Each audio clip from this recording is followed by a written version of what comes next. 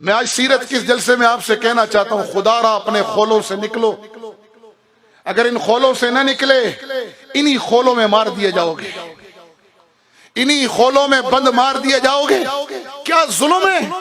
جو تبلیغ میں نکلا ہے وہ جہاد کی مخالفت کر رہا ہے، جو جہاد میں نکلا ہے وہ مدرسوں کو ٹیڑھی نگاہوں سے دیکھ رہا ہے اور کہہ رہا ہے یہ کچھ نہیں کر رہے، اور جو مدرسوں میں بیٹھا ہوا ہے وہ مجاہدین کا انکار کیے بیٹھے ہیں، اور جو جہاد میں نکل جائے وہ خانقاہوں والے سیاست والے فلاحی کاموں کا۔ یہ کیا ظلم برپا ہے؟ تم نبی کی امتی ہو یا کسی شعبے کے غلام ہو؟ تم نے رسول اللہ کی غلامی کا توق پہنا ہے یا کسی شعبے کی غلامی کا توق پہنا ہے؟ اگر یہ کام تم اپنے باپ کے گھر سے لائے تھے پھر لڑو، کیونکہ یہ تمہارے باپ کی جائیداد ہے۔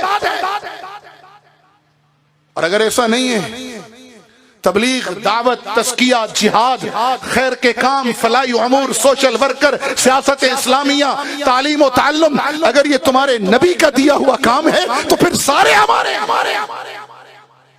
کیوں تقسیم ڈال رکھی ہے؟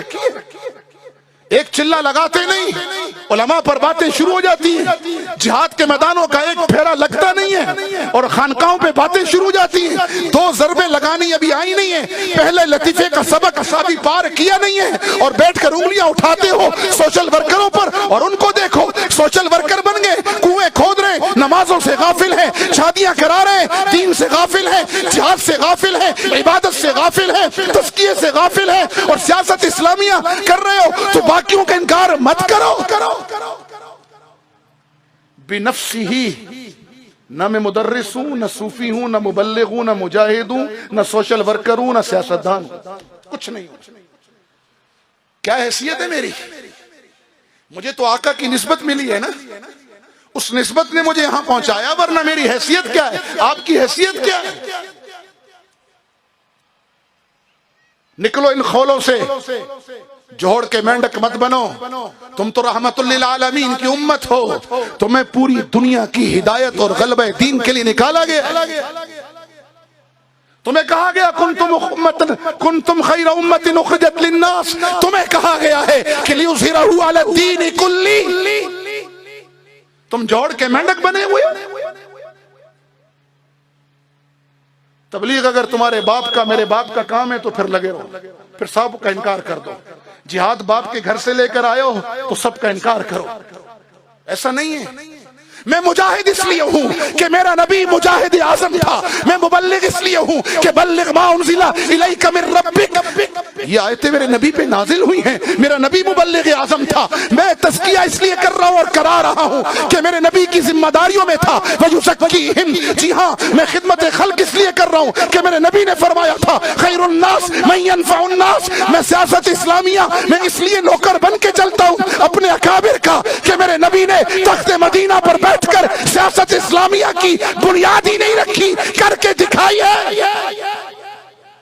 اور میں مدرسوں کا نوکر اس لیے ہوں، میں علماء کی جوتیاں اس لیے سیدھی کرتا ہوں، ان کو وارث انبیاء اس لیے سمجھتا ہوں کہ میرے نبی نے فرمایا انما بعثت معلما، اور میں تو آیا ہی معلم بن کر ہوں۔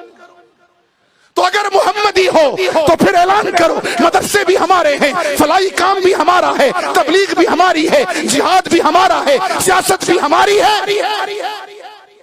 اگر تبلیغ سے انکار کرو گے گمراہی پھیلے گی، دعوت کا کام چھوڑ دو گے گمراہی پھیلے گی، اور اگر تعلیم و تعلم کا کام چھوڑ دو گے تو امت میں قصے کہانیاں رہیں گی، رسوخ فی العلم اور سندیں ختم ہو جائیں گی، پھر زال اور مزل ہوں گے۔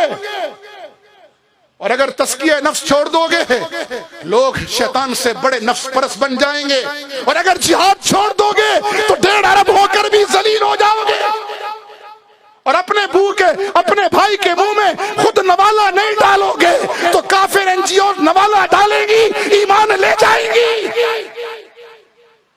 اور اگر سیاست اسلامیہ کے علم برداروں کے ساتھ نہیں چلو گے تو تمہاری اجتماعی قید کو، کمیونٹی کو بدترین نقصان سے دوچار ہونا پڑے گا۔ سمجھو بات کو، نکلو جغرافیہ پرستی سے، نکلو قومیت و صوبائیت اور فرقوں کی لعنت سے، تم محمدی ہو۔ جنگ عظیم دوم میں 1 करोड़ काफिर ने मारा। जर्मन ने फ्रांस को मारा, फ्रांस ने जर्मन को मारा, जी हाँ, इसी बर्तानिया ने जापान को मारा, इसी जापान ने अमेरिकी बेड़ों के अंदर अपने जहाज डालकर बेड़े तोड़े, और इसी अमेरिका ने फिर जापान पर एटम बम मारा। 1 करोड़ काफिर के हाथ।